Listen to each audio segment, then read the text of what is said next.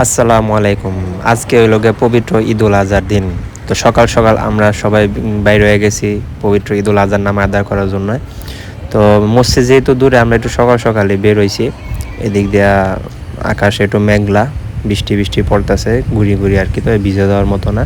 আর এদের একটু সূর্য উঁকি মারতেছে। তো অনেকটা রাস্তা আইতে প্রায় 20 থেকে 30 মিনিটের রাস্তা।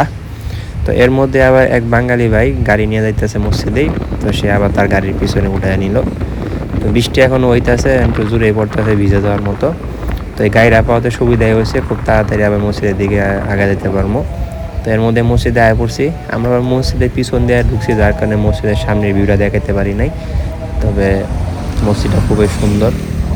এর মধ্যে ভিতরে প্রবেশ করছি, দেখি এখন লোকজন আসে নাই, তবে তাকবির চলতেছে। মালয়েশিয়ার মসজিদে আবার একটা সুন্দর নিয়ম, আপনার ভোর সকাল থেকে মসজিদে তাকবির একটানা চলতেই থাকে, কোনো বন্ধ হয় না। তো এখন আবার নামাজের সময় হয়ে গেল 8টার দিকে। তো নামাজ শেষে আবার যে খুতবা চলতেছে।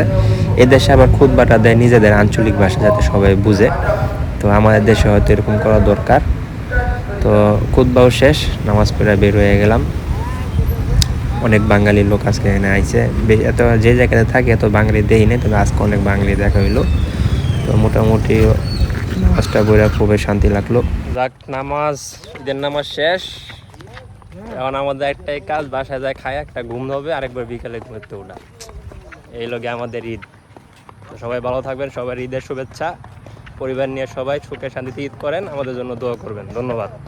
সালাম দিয়া দেন। আসসালামু আলাইকুম, ঈদ মোবারক। ওকে।